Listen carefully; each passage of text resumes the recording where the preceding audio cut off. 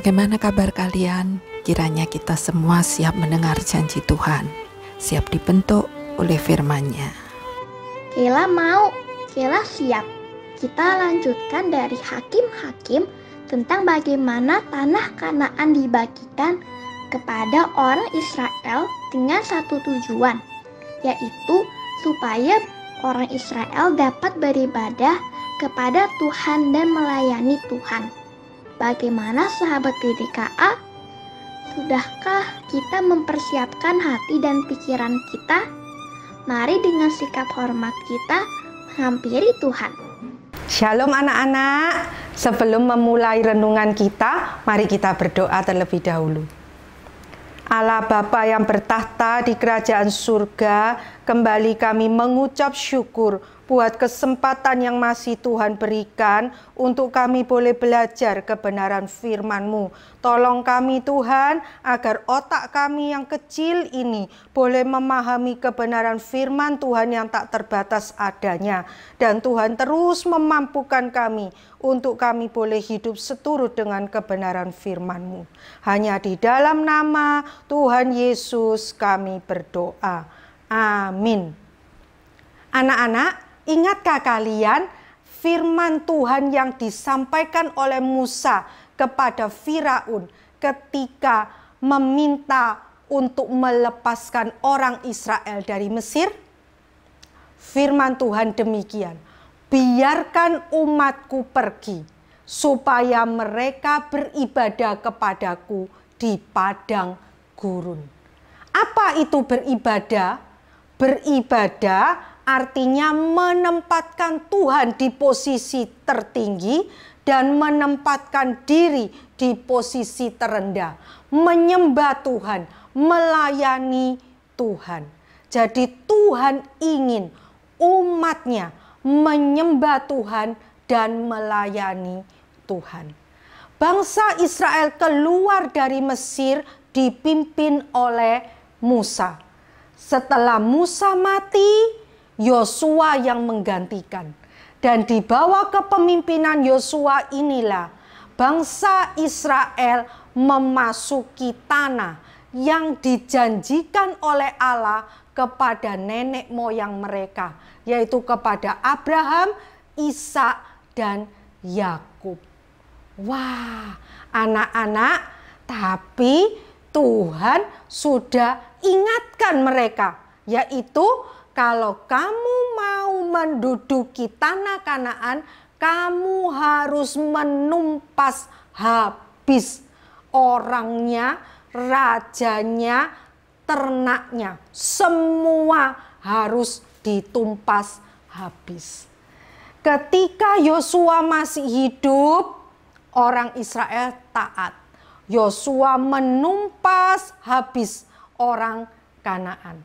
Tetapi ketika Yosua mati pada usia 110 tahun, juga orang tua-tua Israelnya sudah mati juga, orang Israel mulai tidak taat kepada perintah Tuhan. Mereka tidak menumpas habis orang Kanaan. Sehingga orang Kanaan itu hidup bersama-sama dengan orang Israel. Orang Kanaan hidup di tengah-tengah orang Israel. Dan orang Israel pun melakukan kawin campur dengan orang Kanaan ini. Kawin campur itu apa sih? Kawin campur itu artinya kawin beda bangsa. Bangsa Israel menikah dengan bangsa lain. Akibatnya orang Israel pun mulai menyembah Allah bangsa lain. Mereka menyembah dewa-dewa. Mereka melakukan penyembahan berhala. Hal ini tentunya sangat menyakiti hati Allah. Sangat membuat Allah marah, Allah murka. Bangsa Israel telah memutuskan perjanjian dengan Allah Yahweh.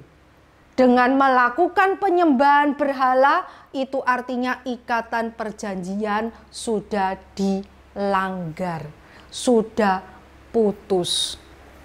Allah yang marah, Allah kemudian mengirimkan para perampok dan musuh-musuh orang Israel untuk menyerang orang Israel. Orang Israel pun akhirnya dikuasai oleh para perampok, oleh musuh-musuhnya. Kalian tahu anak-anak, ketika orang Israel dikuasai oleh para perampok dan musuh-musuhnya, tentunya hidup mereka menderita.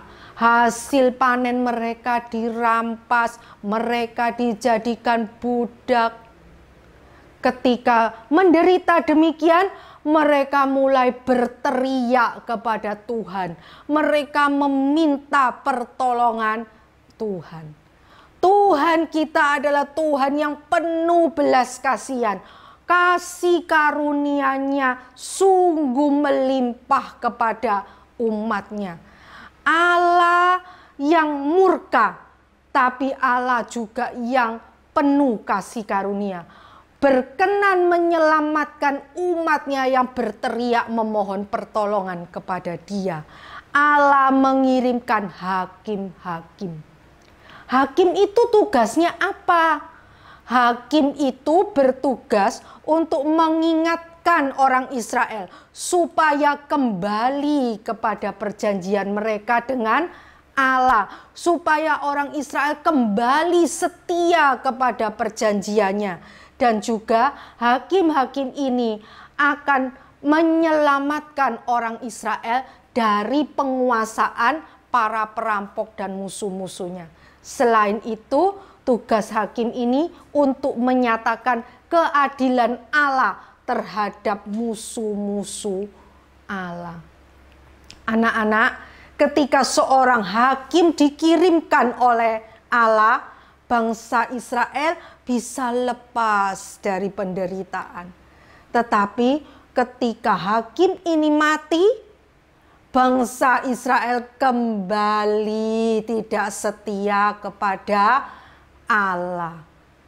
Bangsa Israel terus-menerus mengulang kesalahannya. Allah akhirnya mengambil langkah bahwa Allah tidak akan menghapuskan bangsa lain ini dari tengah-tengah bangsa Israel. Allah membiarkan adanya bangsa lain di tengah-tengah Israel untuk mencobai orang Israel.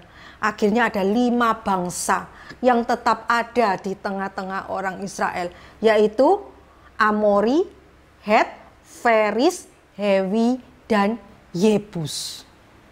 Anak-anak, ketika 5 bangsa ini ada di tengah-tengah orang Israel harus bersusah payah untuk tetap bisa setia kepada Tuhan. Karena pengaruh dari bangsa-bangsa ini juga cukup kuat.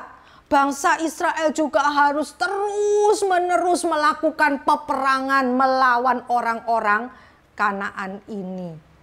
Anak-anakku, kita yang hidup di zaman sekarang pun, kita pun menghadapi tantangan yang tidak jauh berbeda dengan bangsa Israel pada waktu itu.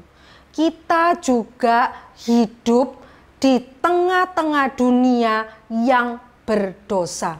Kita harus terus bersusah payah untuk boleh setia, taat kepada Tuhan, tidak membiarkan diri kita hanyut kepada penyembahan berhala.